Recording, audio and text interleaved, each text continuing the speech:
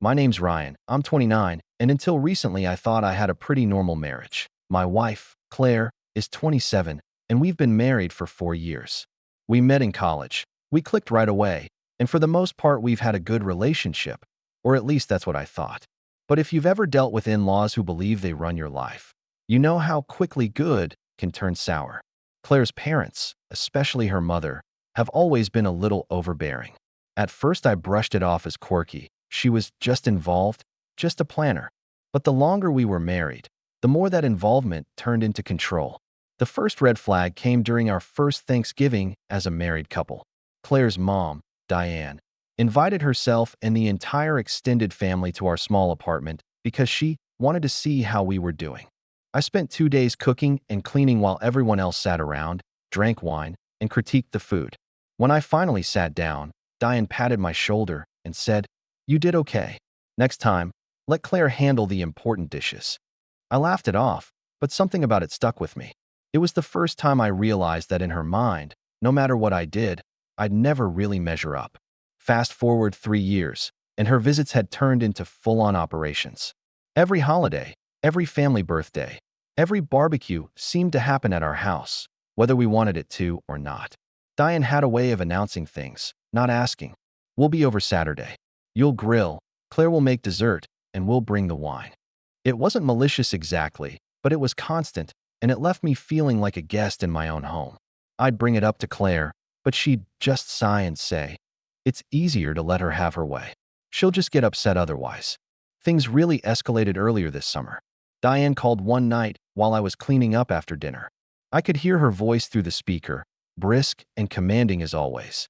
"Ryan, we've decided the end of summer barbecue will be at your place. You'll mow the yard this weekend. Make sure the patio furniture is clean and host everyone. We're expecting at least 30. I almost dropped the dish I was holding. It wasn't a question, it was a list of orders. I glanced at Claire, expecting her to say something, but she just nodded along like this was normal. I tried to be diplomatic. "That's a lot of people, Diane. Maybe we could do it at your place this time." There was a pause on the line, and then she laughed. "Oh, don't be silly. Your house has more space, and besides, you're younger. You can handle the work." And that was that. After the call, I turned to Claire. "Do you ever think maybe we should set some boundaries?" She hesitated, fiddled with her phone, then said, "She just wants things to be nice. Can't you just do this for me?" That was the first time I felt the shift, like it wasn't just Diane I was up against anymore. Claire wasn't just passively agreeing. She was actively siding with her mom. A few days later, Diane sent a text with a full list of assignments. Mow the lawn, power wash the deck, pick up a specific brand of steaks, borrow extra chairs from our neighbor, and even hire a cleaning service to make sure the bathrooms were spotless. I stared at the message for a long time. Something about the casual assumption that I'd drop everything to make her party perfect got under my skin. That weekend, I found myself mowing the yard in 90-degree heat while Diane sat on the porch with a glass of lemonade, supervising. Claire was inside, making desserts, and I kept waiting for her to come out, to see how much work it was and maybe take my side for once. She didn't. Instead, when I came inside drenched in sweat, she handed me another list. "Mom says we should get new citronella candles. Oh, and she wants the grill scrubbed before Saturday." It sounds small, I know, but it felt like death by 1,000 cuts. Every time I tried to push back, I was met with a wall of "just this once, and it's not a big deal." But it was a big deal to me. I was working a full-time job, paying the mortgage, and spending every spare weekend playing host to people who barely said thank you. The tension between Claire and me started to grow. We argued quietly at night after everyone left, me saying I felt used, her saying I was overreacting. Then came the night before the barbecue. Diane called again, this time sounding irritated. "Ryan, make sure you wear something decent tomorrow. No old t-shirts. This is a family event." I gripped the phone so hard my knuckles turned white. "Diane," I said slowly, "I've done everything on your list. The lawn is mowed. The chairs are set. The grill is ready. You don't need to worry." She sniffed. "I wouldn't have to worry if you took things seriously from the start." I hung up and sat in silence for a long time. Claire looked at me from across the room. What did she say? I told her, and instead of defending me, she sighed. "She just wants things to go smoothly. Can't you at least pretend to be on board?" For me, that was the moment something in me snapped. quietly, but completely. I smiled and said, "Of course. I'll make sure everything is perfect." Inside, though, I'd already made my decision. I was done playing the obedient son-in-law, and that's where things really started to get interesting. The next morning, I woke up before dawn with this strange mix of calm and resentment sitting in my chest. The yard was immaculate. The fridge was full of the exact brand of steaks Diane wanted, and the coolers were packed with ice. On paper, everything was ready. But instead of feeling accomplished, I felt like I'd been turned into some kind of unpaid event staff. The more I thought about it, the more it started to gnaw at me. I had spent days preparing for an event that wasn't even mine. Claire woke up around 8, still cheerful, and immediately started fussing over tablecloths and cutlery. "Can you run to the store?" she asked, handing me a list. "Mom said we forgot sparkling water and those little toothpicks for the appetizers." I stared at her. "Claire, I was up half the night getting everything ready. Can't we just use regular water and forks?" She hesitated for a moment, then shook her head. "She'll notice. And if she notices, she'll make a scene. Just please." I went, of course. Not because I wanted to, but because the alternative was dealing with Diane's inevitable commentary. While I was out, I stopped at the gas station, sat in the car with the engine running, and just stared at the dashboard for a long time. It wasn't just the barbecue anymore. It was the fact that I had let this pattern go on so long that saying no felt impossible. Every single event revolved around what Diane wanted, and every single time Claire took her side, I felt a little smaller. When I got home, Diane was already there, barking orders like a general. "Put the drinks in the cooler." "No, not that cooler, the other one." "Move those chairs closer to the shade." "Ryan, did you check the propane?" "You did?" "Check again." She barely looked at me as she gave instructions, as though I was just a pair of hands that happened to be attached to her son-in-law. I noticed Claire hovering near her mother, nodding along, occasionally shooting me apologetic looks, but never actually speaking up. It felt like they had formed this quiet alliance. Diane as the commander, Claire as the loyal lieutenant, and me as the foot soldier. By the time the first guests arrived, I was already exhausted, but I put on a fake smile and started flipping burgers. Then came the comment that really lit the fuse. Diane walked over to me while I was grilling and said, in that patronizing tone she had perfected, "I have to admit, Ryan, you're learning. This is almost up to our family standard." Almost. Not good enough, but almost. I didn't say anything, just nodded, but inside I felt something crack. As the day went on, it only got worse. Diane complained about the plates we bought. "Paper plates? Really? You should have gotten the compostable ones. They look nicer." Complained about the music. "Too loud. Turn it down. It's not a nightclub." And even complained about how I served the drinks. "You should pour them for people, not let them help themselves." I kept catching myself clenching my jaw, counting the hours until everyone would leave. When the party was finally over, instead of thanking us, Diane gave Claire a list of improvements for next time. Bigger shade umbrellas, a new grill cover, and maybe consider repainting the deck before the holidays. As though our house was just another branch of her estate. That night, I sat on the couch staring at nothing while Claire tidied up. "You okay?" she asked, her tone careful. "No," I said honestly. "I feel like I'm being treated like a servant in my own home." Claire frowned. "You're overreacting. Mom just has high standards." "High standards?" I repeated, my voice rising despite myself. "Claire, she dictated every single thing about today. I wasn't hosting, I was working for her. And you just went along with it." Instead of acknowledging my frustration, she got defensive. "What was I supposed to do, Ryan? She's my mom. She just wants everything to be perfect. You know how she is." "Yeah," I said, standing up. "I do know how she is. And I'm starting to think you care more about keeping her happy than you do about me." That shut her up, but it didn't solve anything. The next morning, Diane texted Claire to thank her for holding everything together, as if I hadn't just spent 2 days breaking my back to make her barbecue happen. No mention of me at all. Not even a "thanks for hosting." Over the next few weeks, the pattern kept repeating. Diane decided our house was the perfect spot for Sunday family dinners. Every Sunday, she'd show up with bags of groceries and a list of instructions, then sit back and let me cook them. If I so much as suggested we take a week off, she'd clutch her pearls, figuratively, and say, "But it's tradition now." I started to feel trapped. My own home, which was supposed to be my safe space, had become Diane's personal event hall. Claire seemed blind to it. Or maybe she just didn't want to admit how much of our lives we'd ceded to her mother. I started staying late at work just to avoid being home when Diane was there. The tipping point came on a Friday night when Claire came home with a big grin and said, "Mom has a great idea. We're going to host Labor Day at our house." And she invited her church group this time. "It'll be about 40 people." I just stared at her. 40. She said it'll be fun. Claire said brightly, as if I should be excited. She even made a checklist for us. She handed me a printed sheet with everything from rent extra tables to prep a speech welcoming everyone.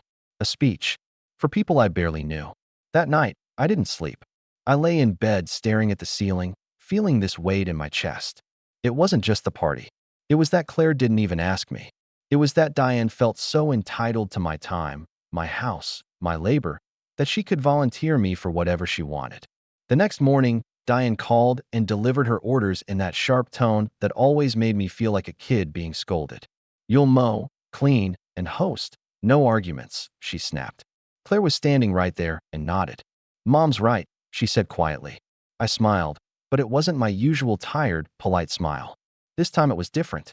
Calm. Cold. "Of course," I said. "I'll make sure everything is perfect." But as soon as they left the room, I started to plan something very, very different. That night, after Claire went to bed, I stayed up sitting at the kitchen table with the checklist Diane had so generously printed for me.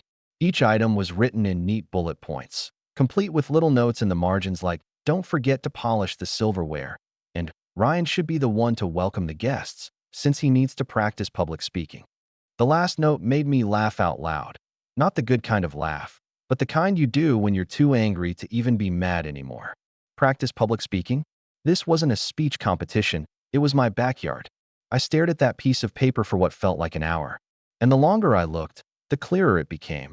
This wasn't just about a barbecue anymore. This was about control. About Diane running our lives from her living room. About Claire being so conditioned to go along with it that she didn't even see what she was asking of me. I realized something ugly. Claire wasn't going to stop this cycle. Not unless I did something drastic. The next day, I tried to talk to her again. "Claire," I said gently, "I don't think I can do this barbecue." She looked at me like I had just said I was going to set the house on fire. "What do you mean you can't do it? Mom already sent out invitations." "That's exactly the problem," I said. "She's making decisions for us without asking, and you keep letting her. This is supposed to be our home, not her personal clubhouse." Claire's expression hardened. "She's just trying to bring the family together. Why do you have to make everything so difficult?" "I'm not making it difficult," I said, trying to keep my voice calm. "I'm asking for some boundaries." She folded her arms. "Boundaries? Ryan, it's one day. One day to make my mom happy. Why can't you just go along with it?" "Because it's never just one day," I snapped.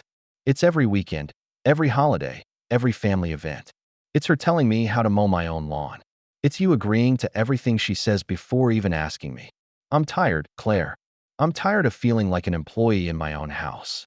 She stared at me for a long time and then said something I didn't expect. "If you hate it so much, maybe you should just go stay somewhere else for the weekend. Mom and I can handle it without you." There it was, the moment that broke something deep inside me. I had been hoping for support, for some sign that she saw what this was doing to me, but instead she basically told me I was optional, that if I didn't like it, I could just remove myself and let Diane run the show. I didn't say anything right away. I just nodded and said, "Okay, if that's what you want." But inside, my decision was made. Over the next week, I went through the motions like nothing had changed. I mowed the lawn, cleaned the garage, and even borrowed the extra tables Diane wanted. Claire seemed relieved, maybe thinking I'd finally come around. Diane called twice a day to check in, and each time I smiled into the phone and said, "Yes, everything's on track." What nobody knew was that I had also been making a very different set of plans. I quietly booked a flight to Denver for the night before the barbecue. An old college buddy of mine lived there, and when I called him up and explained I needed to get out of town for a few days, he didn't even ask why. He just said, "I've got a couch with your name on it." The day before the party, Diane showed up to do her final inspection. "Good," she said, looking around. "Chairs are set. Lawn looks decent. Make sure you wear the blue shirt tomorrow. It looks more formal. And don't forget to smile during the toast." I nodded obediently. Of course. That night, after Claire went to bed, I packed a single carry-on bag and left it in the trunk of my car. I also sat down at the kitchen table and wrote a short note. Just one sentence. If you want a perfect host, you'll have to find one who actually wants to be here.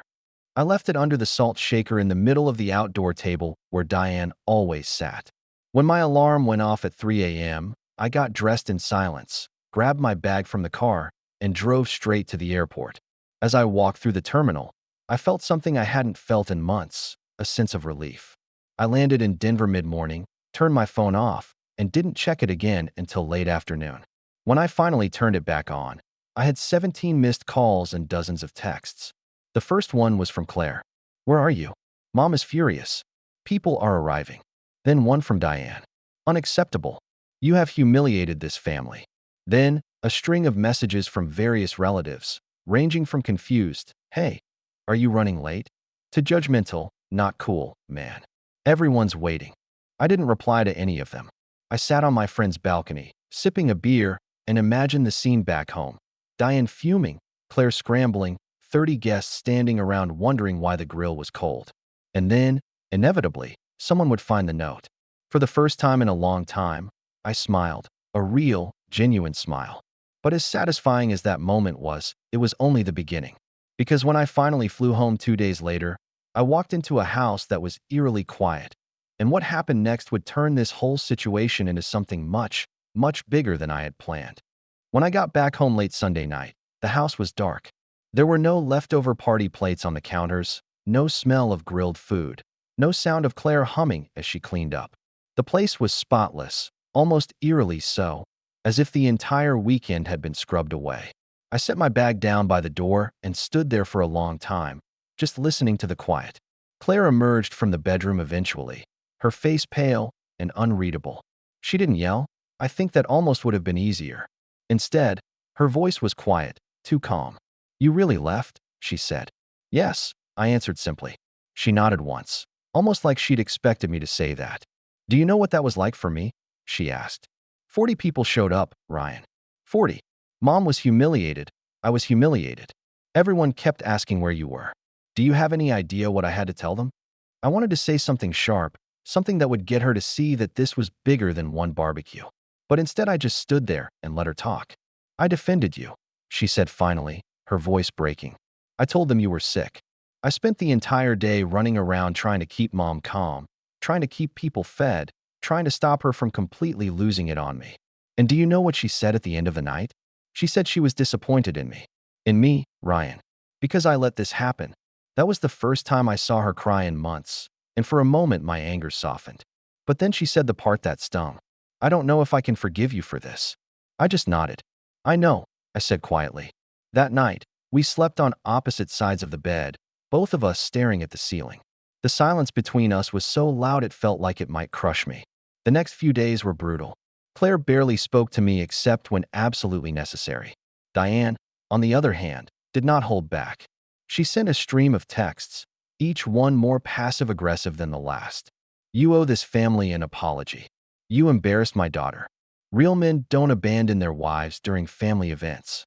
I deleted every message without responding, but each one left a splinter lodged somewhere under my skin. I'd find myself replaying her words during meetings at work, while driving, even in the middle of the night when I couldn't sleep. One evening, Claire sat me down at the table. "Mom wants to come over," she said. I shook my head. "No." Her eyes narrowed. "Ryan, we can't avoid her forever." "I'm not avoiding her," I said. "I just don't want to sit here and get lectured like a child in my own house. If she wants to talk, we can do it somewhere neutral. Not here." Claire frowned. "So you're going to make me choose between you and my mom?" I didn't answer right away because, honestly, that was the question I'd been afraid to ask myself. Was that what I was doing? For years I'd bent over backward to keep the peace, to avoid putting her in that position. But sitting there, staring at her across that table, I realized I was already losing her, not because I was asking her to choose, but because I'd never asked her to choose at all. The next weekend, Claire went to her parents' house alone. When she came back, she was quiet again. "Mom thinks we should go to counseling," she said eventually. I couldn't help it. I laughed. Not because counseling was a bad idea, but because it was so perfectly Diane to suggest therapy after spending weeks tearing into me. "Did she offer to come with us?" I asked dryly. Claire's jaw tightened. She just wants us to fix this. Does she? I asked. Or does she just want me back in line so I can keep mowing and cleaning and smiling on command? That was the closest we came to a real fight since I'd come home. Claire slammed her glass down on the table. You think this is just about her? You left me here to deal with everything by myself. You didn't even tell me you were going. You just vanished. And she was right. I had vanished. I had left her to face the storm alone. For a moment, I felt guilty. Really guilty. But then I remembered the months of being treated like an afterthought, the way she'd told me I could just stay somewhere else if I didn't want to host. I didn't say that out loud. Instead, I got up and went for a long walk, trying to figure out what I actually wanted. Somewhere along that walk, as the sun was setting and the streets were empty, I had a realization. I didn't want to keep fighting. I didn't want to keep begging for respect in my own marriage. I didn't want to keep being a supporting character in a life where Diane was the star. When I got home, I quietly started taking steps to create some breathing room. I started working late more often. I joined a gym and spent an hour there every night after work. On the weekends, instead of waiting around for the next family event, I started hiking, visiting friends, doing anything that got me out of the house. And something strange happened. I started to feel lighter. My shoulders didn't feel so heavy all the time. The knot in my chest loosened. Claire noticed, of course. You seem distant, she said one evening. I'm just taking some time for myself, I told her. It wasn't a lie. Then, about 2 weeks later, Diane called Claire while I was sitting in the living room. I could hear every word. Diane wasn't exactly quiet. Labor Day was a disaster, Claire. If you want to salvage our reputation, Thanksgiving needs to be perfect. And this time, don't let Ryan mess it up. Claire didn't know I was listening, but when she came into the room and saw my face, she knew I'd heard. Ryan, she started. I held up a hand. Don't, I said softly. That night, I sat down with a notepad and started writing. Not to Diane, not even to Claire, but for myself. I wrote down every moment that had brought me to this point. Every order barked at me. Every holiday taken over. Every time I'd been told to just go along with it. Seeing it all in black and white was sobering. It also gave me clarity. I realized I couldn't keep living like this. If I wanted my home back, my marriage back, something bigger had to change. Not just a conversation, not just another argument. Something that would make it crystal clear to everyone involved that I was done playing the role they'd written for me. And as I sat there with that notepad in front of me, an idea started to form. It wasn't fully shaped yet, not quite, but it had teeth.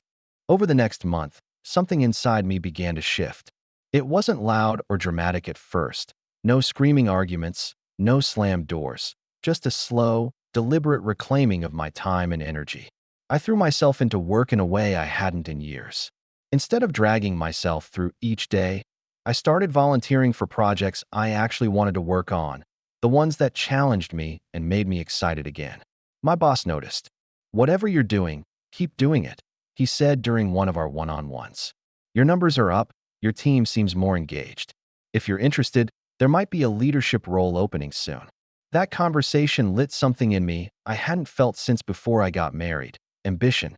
Not the desperate, prove myself to my in-laws kind, but the quiet, steady kind that builds momentum.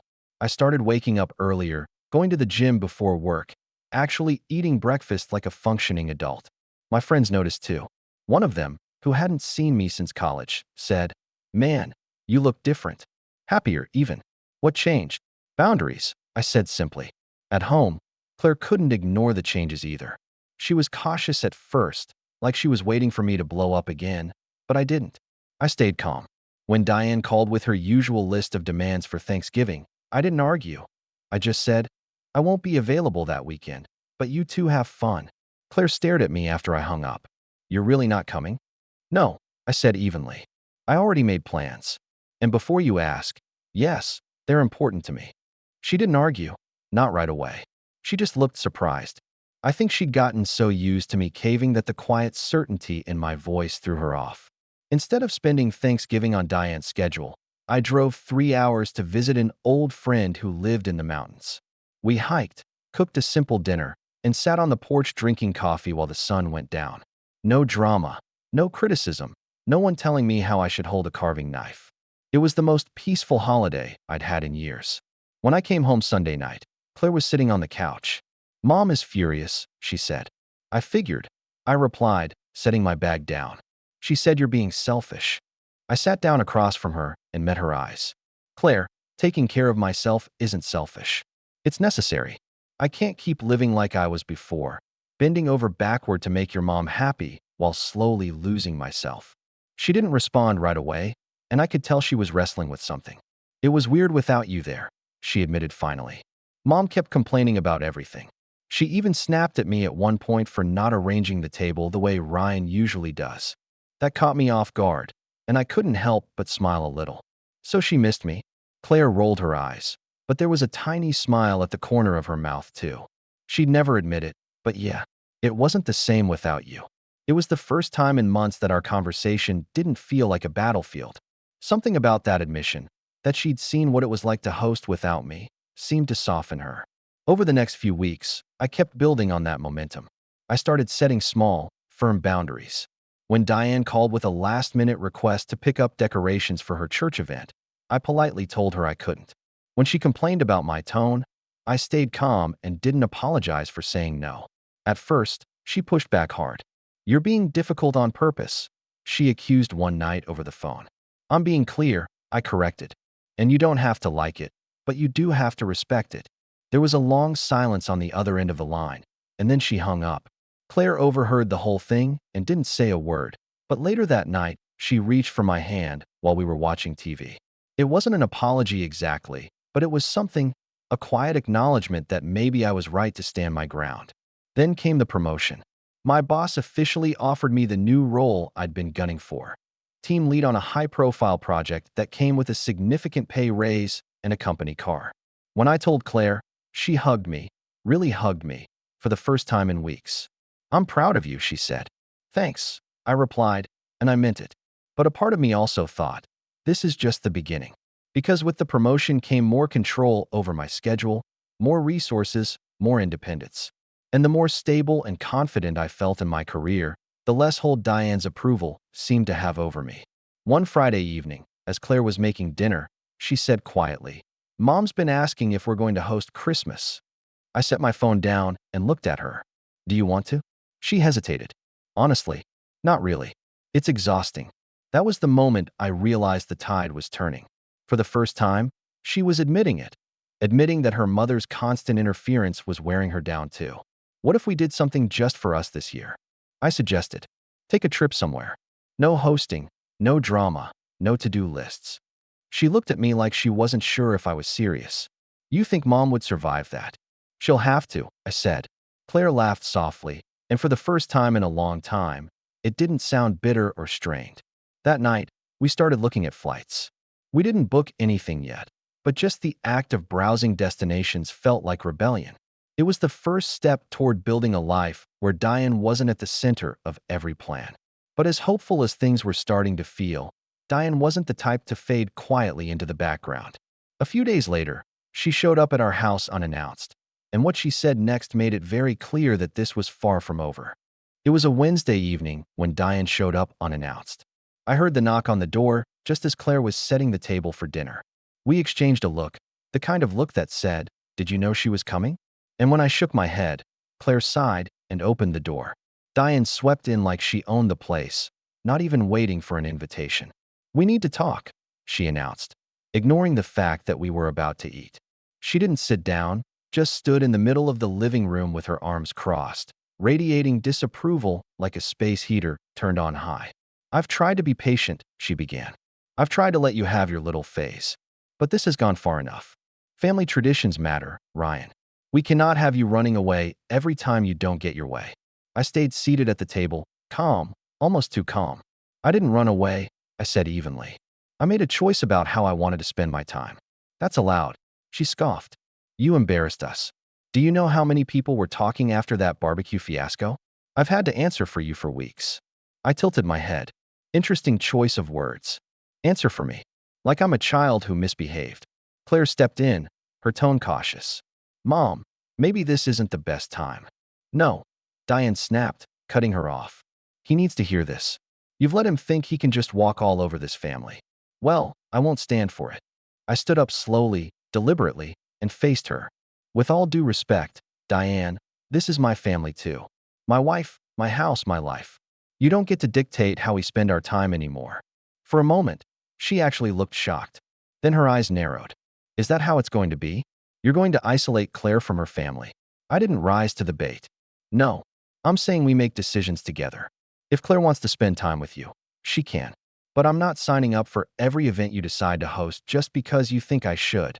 Diane turned to Claire, clearly expecting her to intervene, but Claire stayed quiet. That was significant, a tiny shift, but a noticeable one. Diane must have sensed she was losing ground, because she played her trump card. "If you keep this up," she said, lowering her voice dramatically, "don't be surprised if you find yourself excluded from certain things. Birthdays, holidays, family decisions. We won't keep chasing after you." I almost laughed, not because it was funny, but because it was such a clear attempt at control. "Then don't," I said simply. "If your love and inclusion are conditional on me doing what you say, that's not family. That's leverage." Her mouth opened and closed like she wanted to say something else, but no words came. She left soon after, slamming the door hard enough to rattle the picture frames. After she was gone, Claire sat down at the table, looking exhausted. "I can't believe she said that," she murmured. "I can," I said quietly. "And I think she just gave me exactly what I needed." Claire frowned. "What do you mean?" I didn't answer right away, because I was still piecing it together. But something about Diane's threat had crystallized things for me. She wanted control. She wanted me afraid of losing my place in the family. But what if I stopped seeing that place as something to lose, and started using her own need for appearances against her? Over the next few weeks, I began observing Diane differently. Instead of reacting emotionally to her demands, I started taking mental notes. She cared deeply about her reputation, not just within the family, but in the community. She loved hosting big events, loved being seen as the gracious matriarch who had everything under control. The idea that people might whisper about disarray in her family was unbearable to her. That was the leverage I needed. One day at work, while reviewing some project budgets, I had a thought. Diane's obsession with appearances wasn't just about parties. It was about presentation in every sense. If I could control the narrative, even slightly, I could shift the power dynamic. I quietly began connecting with people in her orbit, not maliciously, just naturally. Her brother, for instance, who had always been kind to me, mentioned offhand that he thought Diane was a little intense sometimes. I nodded sympathetically and didn't add much, but I could see the relief in his face that someone else noticed. At the same time, I invested more in my own image. I started posting more photos of my hikes, my work milestones, even quiet dinners Claire and I shared. Not to brag, but to subtly show that my life was full, balanced, and not revolving around Diane's calendar. People noticed. Extended family members commented things like, "You two look so happy," and "Good for you guys, taking time for yourselves." Claire noticed too. One night she admitted, almost shyly, "It's kind of nice not having every weekend planned out by Mom." I didn't realize how stressed it made me until it stopped. That was when I knew I had real momentum. Meanwhile, Diane's attempts to reassert control were starting to backfire. She tried organizing a surprise dinner at our house one Saturday, texting Claire last minute that she was on her way with the family. But we weren't home. We'd gone out of town for the weekend, and I had made sure to tell our neighbor to keep an eye on the place. Diane ended up hosting everyone at her own house anyway, which, according to Claire's cousin, she complained about the entire night. Each small victory made me more certain that I was on the right path. I wasn't yelling. I wasn't slamming doors. I was quietly reclaiming control by refusing to play the game on her terms. Then came the opportunity I'd been waiting for. My boss informed me that our company was sponsoring a major charity gala in the city, the kind of event that would have half the town's business leaders in attendance. He asked me if I'd be willing to attend as part of the company's delegation. I didn't have to think twice. This was my chance to cement my growing confidence, to put myself in a space where people saw me as more than just someone's son-in-law. The night of the gala, I wore the sharpest suit I owned and walked in feeling like a different man. I networked, shook hands, had real conversations with people who respected me for my work, not my ability to scrub a patio before a party. I even ended up on stage briefly when our company's project got mentioned for an award. And because life has a sense of humor, guess who happened to be at the same gala? Diane. She spotted me halfway through the evening, her eyes widening in surprise. "Ryan?" she said, clearly not expecting to see me there. I smiled politely. Evening, Diane. Lovely event, isn't it? She looked me up and down, taking in the suit, the badge with my company's name on it, the group of people I'd just been speaking with. I could see it in her face, the realization that I existed in a world outside of hers, a world where I was respected and connected. For the first time, she looked unsettled. And in that moment, I knew I had her right where I wanted her. Because now, I had something she couldn't control: influence. I didn't act right away. That was the key: patience. Revenge works best when it's measured, not rushed. After the gala, I let a few days pass. I went back to work, stayed calm at home, and waited for the right opening. The shift was subtle, but I could feel it. Diane had seen me differently that night. She didn't say much when we bumped into each other at the event, but the look on her face told me everything. I wasn't just the son-in-law who mowed the lawn anymore. I was someone she couldn't quite box in. That unsettled her, and I could sense her recalculating. The next week, Claire told me her mom had been surprisingly quiet lately. No checklists, no surprise visits, no demands for weekend plans. I nodded but didn't comment. I wanted Diane to wonder what I was planning, and she did. A few days later, I put my plan into motion. Thanksgiving was coming up, and I knew Diane wouldn't be able to resist making it a production. Sure enough, she eventually called Claire and announced that the entire extended family would be gathering at our house, of course. This time, I didn't argue. I said yes. Claire blinked in surprise when I agreed so easily. Really? She asked, almost suspicious. Really? I said, smiling. But I have one condition: I handle the invitations. Diane hesitated when Claire relayed that message, but eventually agreed, probably because she didn't want to risk me backing out again. That was exactly what I was counting on. Instead of sending out formal invitations, I made personal calls to each family member: Diane's siblings, cousins, even her church friends. I didn't badmouth Diane. I simply told them how excited we were to host, how we'd been working on a new menu, how we were keeping it casual and fun this year. I emphasized that there'd be plenty of food, drinks, and space for everyone, and that I couldn't wait to see them. By the time Thanksgiving week rolled around, the buzz was palpable. People were actually excited to come, and for once, they were associating that excitement with me, not Diane. On the morning of the big day, I was up early, calm and focused. I had hired a small catering service to handle the food, something I paid for myself, without asking Diane or Claire for a dime. When the staff arrived, I directed them with quiet authority, making sure everything was set up beautifully. Tables on the lawn, heaters ready in case it got cold, music playing softly in the background. Claire watched me work with a mix of confusion and admiration. "You've never looked so relaxed before a family event," she said. "Because this time," I replied, "it's on my terms." When Diane arrived, her expression was priceless.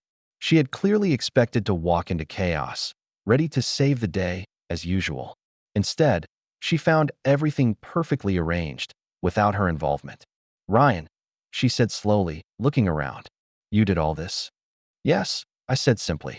She looked unsettled, almost off balance. "And you didn't even ask for my help?" "No," I said, smiling. I wanted to make sure this was enjoyable for everyone, including Claire and me. Family members started arriving soon after, and I made it a point to greet each one personally. I shook hands, offered drinks, and made casual conversation. People complimented the setup, the food, the music. "You've outdone yourself, Ryan," one of Diane's cousins said warmly. "This is the best Thanksgiving we've had in years." I caught the look on Diane's face when she overheard that, a flicker of pride mixed with something else. Frustration, maybe, because she wasn't the one orchestrating it. Throughout the evening, I stayed calm, friendly, and perfectly in control. When Diane tried to correct the seating arrangement, I gently but firmly told her it was already taken care of. When she suggested a different playlist, I smiled and said, "I think we'll stick with what we've got. Everyone seems to be enjoying it." The more I calmly asserted myself, the more the family looked to me as the host. And slowly, I watched Diane's grip on the room loosen. The final, quiet blow came during dinner. I stood up to give a short toast. Nothing dramatic, just a sincere thank you to everyone for coming and a few words about gratitude. But I made sure to say something that hit home. "This year has been a lesson for me," I said, looking around the table. "I realized that family gatherings should be about love, not obligation. About wanting to be together, not just checking a box. I'm grateful we could make this one truly joyful, where everyone feels welcome and no one feels pressured. There was a long pause, and then several people nodded, murmuring their agreement. Claire squeezed my hand under the table. Diane stayed silent, her expression unreadable. When the night ended, guests left smiling, thanking me for the wonderful evening. A few even pulled me aside to say they appreciated the calm atmosphere this year, that it felt different, better. Diane lingered after everyone left. For once, she didn't criticize, didn't hand me a list of things to do for next time. Instead, she just looked at me and said, very quietly, "You've made your point." I wasn't trying to make a point, I replied evenly. I was trying to make a memory, one that didn't leave everyone exhausted and resentful. She held my gaze for a long moment before finally nodding once. Then she left without another word. Claire turned to me after the door closed. That was, she trailed off, then smiled faintly. That was incredible. I didn't gloat, didn't celebrate. I just took a deep breath and let the quiet of the house wash over me. Because I knew this wasn't just about one Thanksgiving. This was about shifting the entire balance of power, and for the first time, it felt like we were finally on equal footing. But of course, peace doesn't come without a price, and Diane's silence in the days that followed was louder than any criticism she'd ever given. Something told me she wasn't done yet. The silence after Thanksgiving stretched for a full week, which in Diane's world might as well have been an eternity. Normally, she would have texted Claire within 24 hours with a list of critiques. Which chairs were too creaky, which relatives ate too much dessert, and what we should fix for next year. But this time, there was nothing. No call, no text, no passive-aggressive email. Just silence. Claire tried to act like it wasn't bothering her, but I could tell it was. She'd check her phone every so often, sigh, and set it back down. Finally, on the 8th day, she said, "Mom's quiet. Too quiet." "She's thinking," I said calmly. Thinking about what? About the fact that the family had a great time without her micromanaging. Claire looked skeptical. "You really think that got through to her?" I shrugged. It got through to everyone else. And it had.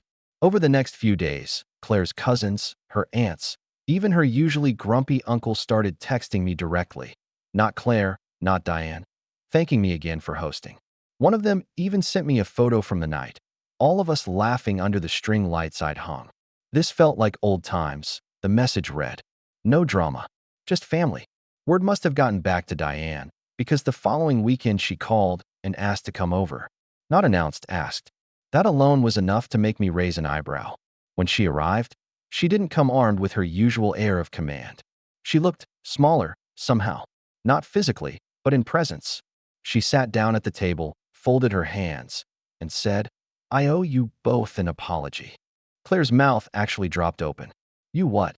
"I pushed too hard," Diane admitted, her voice quieter than I'd ever heard it. "I wanted everything to be perfect. I wanted our family to look perfect. But I think I forgot that it's supposed to feel good too. I turned every gathering into a production, and I didn't realize how much I was asking of you." I stayed quiet and let her speak, because I could tell how hard this was for her. "I was upset when you left before the barbecue," she continued, glancing at me. "I thought you were being selfish. But after Thanksgiving, after seeing how happy everyone was," she trailed off, then took a deep breath. "I realized maybe you were right. Maybe I needed to step back." For a moment, the room was completely silent. Then Claire reached across the table and put her hand on her mom's. "Mom, we just want to enjoy time together. Not feel like we're auditioning for something every time we have dinner." Diane nodded, blinking quickly like she was holding back tears. "I understand. And I want to try to do better." I didn't gloat.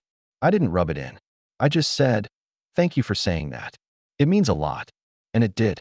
Not because I needed her approval, but because for the first time since I married into this family, I felt like we might actually have a chance at peace. After that conversation, things began to shift for real. Diane still called, but less frequently, and not with lists of demands. Sometimes she just wanted to talk, to catch up. When Christmas rolled around, she asked, not told, if we wanted to host. When we said we were taking a short trip together instead, she simply said, "Have a wonderful time," and meant it. Claire and I grew closer too. Without the constant tug-of-war over her mom's demands, we started spending more time doing things we both enjoyed. going to the farmer's market on weekends, cooking new recipes together, even planning that mountain trip we talked about months earlier. And when we finally went on that trip, I remember sitting on the porch of the cabin one morning, coffee in hand, watching the sunrise over the peaks. Claire sat next to me, her head on my shoulder, and said softly, "You know, if you hadn't done what you did, nothing would have changed." I nodded. "I know. You scared me, though," she admitted. "When you left, I thought you were done with me." "I wasn't done with you," I said gently. "I was done with living like that. But I knew if I just kept complaining, we'd stay stuck forever. I had to show you what I needed and what I wouldn't tolerate anymore." She was quiet for a long moment, then smiled faintly. "You know, Mom actually told me she's proud of how you handled Thanksgiving. Said you were a real host." I couldn't help but laugh. Better late than never. When we got home from that trip, I found Diane had left a small gift on our porch, a potted plant with a handwritten note, "For your home." No strings attached. I stood there for a long time, holding that note, and for the first time in years, I felt completely at ease. This wasn't just about winning. It wasn't about proving Diane wrong. It was about taking back my life, my marriage, and my home, and finally knowing I'd done it in a way that no one could twist into spite or rebellion.